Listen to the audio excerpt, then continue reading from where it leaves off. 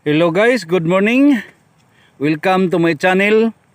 Happy Poor. Andito kami ngayon, mga beginner vloggers, mga kaibigan. Ito si Mark Paul. At ito naman si Sarah, ang munting magsasaka. Magtandim kami ngayon na magtanim sa aming atsal. So mga kaibigan, ganito po kami magtanim ng atsal. Yung mulching namin, linagyan na yan ng chicken dung at saka abono.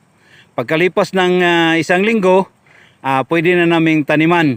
So ngayon guys, yan, nag-uurok si Mark Paul. Yan ay tamnan na ng taniman na namin ng atsal. At dito naman, ipakita namin sa inyo kung paano magtanim si Sarah